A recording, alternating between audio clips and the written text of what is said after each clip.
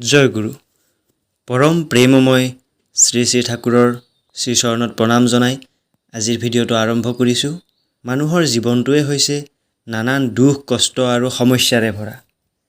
ইয়াৰ পৰা কোনেও মুক্ত নহয়। আনকি ভগৱানেও মানুহ ৰূপত আহিলে এই দুখ কষ্ট সহ্য কৰিব লগা হয়। তাৰ জীৱন্ত উদাহৰণ হৈছে প্ৰভু ৰামচন্দ্ৰ, শ্ৰীকৃষ্ণ, যীশুখ্ৰীষ্ট আৰু আমাৰ মহাপুৰুষ শ্ৰীমন্ত শংকৰদেৱে আৰু মাধৱদেৱেও গোটেই জীৱনটো এই দুখ কষ্টৰ মাজেৰেই পাৰ কৰিছে। মানুহে প্ৰতিনিয়ত চেষ্টা কৰে এই দুখ কষ্টৰ পৰা কেনেকৈ মুক্ত হৈ থাকিব পৰা যায়। কিন্তু আমি যদি এই দুখ কষ্টৰ মূল কাৰণটো নাজানো, তেনেহ'লে ইয়াৰ পৰা মুক্ত হ'ব নোৱাৰিম।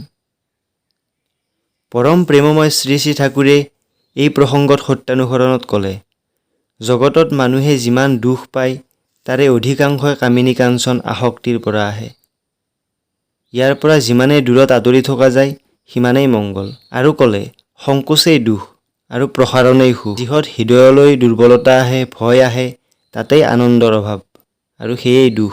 বিচৰাটো নোপোৱাই দুখ। একো নিবিচাৰিবা, সকলো অৱস্থাতে ৰাজি থাকা, দুখে তোমাক কি কৰিব। দুখ কাৰো প্ৰকৃতিগত নহয়, তাক ইচ্ছা কৰিলেই দূৰ কৰি দিব পৰা যায়। পৰম পিতাৰ ওচৰত প্ৰাৰ্থনা কৰা আৰু তোমাৰ ইচ্ছাই মংগল। মই নাজানো কিহত মোৰ মংগল হ'ব। মোৰ ভিতৰত তোমাৰ ইচ্ছাই পূৰ্ণ হওক আৰু তাৰ বাবে তুমি ৰাজি থাকা, আনন্দত থাকিবা, দুখে তোমাক স্পৰ্শ নকৰিব। মানুহে যেতিয়া প্ৰত্যাশা পীড়িত হৈ প্ৰবৃত্তিৰ চলনত চলি থাকে, তেতিয়াই জীৱনত বহু ভুল হৈ যায়। ইয়াৰ ফলতেই জীৱনত দুখ কষ্ট ভোগ কৰিব লগা হয়। প্ৰবৃত্তিৰ কবলৰ পৰা মুক্ত হ'ব পাৰিলেই জীৱন আনন্দমুখৰ হৈ উঠে, শান্তিৰে ভৰি পৰে। আৰু সেয়া সম্ভৱ সদ্গুৰুৰ শৰণাপন্ন হৈ স্থিতিচলনত চলাৰ মাধ্যমেদিহে। আমাৰ প্ৰবৃত্তিবোৰক যদি ইষ্টকৰ্মত লগাব পাৰোঁ, তেতিয়া আৰু সেইবোৰ আমাৰ ক্ষতি কৰিব নোৱাৰে। প্ৰবৃত্তিবোৰক যদি আমি দাস হিচাপে ব্যৱহাৰ কৰিব পাৰোঁ, তেতিয়া এইবোৰেই আমাৰ জীৱনত সফল হোৱাৰ সহায়ক হৈ উঠে। যেনে বনৰীয়া হাতী, সিহঁতৰ বহু শক্তি থাকে। একোটা হাতীয়ে এডাল এডাল বৃহৎ বৃহৎ গছ উঘালি পেলাব পাৰে। কিন্তু সেই হাতীক যদি মানুহে পোহনীয়া কৰি প্ৰশিক্ষণ দি লয়, তেতিয়া এই হাতীৰ মাধ্যমেদি বহুতো ভাল ভাল কামো কৰিব পৰা যায়। ঠিক তেনেকৈ প্ৰবৃত্তিবোৰৰ যদি কোনো লাগাম নাথাকে, তেতিয়া এইবোৰ আমাৰ কাৰণে বিনাশকাৰী হৈ উঠে। আৰু যেতিয়া প্ৰবৃত্তিৰ লাগাম আমাৰ হাতত থাকে বা প্ৰবৃত্তিক আমি চাকৰ কৰি ল'ব পাৰোঁ, তেতিয়া এই প্ৰবৃত্তিক ব্যৱহাৰ কৰি জীৱনত উন্নতি লাভ কৰিব পৰা যায়। মানুহৰ জীৱনত এই প্ৰবৃত্তিৰ প্ৰয়োজন আছেই। প্ৰবৃত্তি নাথাকিলে এই জীৱনত ইমান বৈচিত্ৰ্য নাথাকিলেহেঁতেন, ইমান বিশিষ্টতা নাথাকিলেহেঁতেন। পৰম পিতাই নিজকে উপভোগ কৰাৰ বাবে এই প্ৰবৃত্তিৰ সৃষ্টি কৰিছে।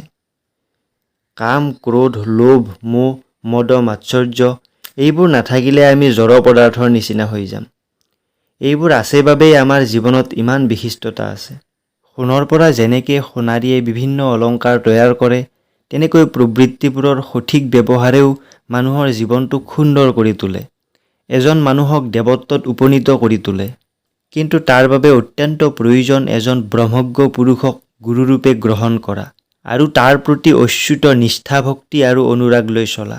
আৰু তেতিয়া কাম, ক্ৰোধ, লোভ, মোহ, মদ, মাৎসৰ্য এইবোৰ ইষ্টমুখী হৈ আমাৰ জীৱন চলনৰ সহায়ক হৈ উঠে। আৰু জীৱনৰ কেন্দ্ৰভূমিত যদি কোনো আদৰ্শ বা ইষ্ট নাথাকে, তেতিয়া এই প্ৰবৃত্তিবোৰেই আমাক নাকত ধৰি ঘূৰাই। তেতিয়া আমি প্ৰবৃত্তিৰ দাস হৈ চলিব লগা হয়। এই দুৰ্লভ মনুষ্য জনম বৃথা হৈ পৰে, জ্বালা যন্ত্ৰণাৰে ভৰি পৰে।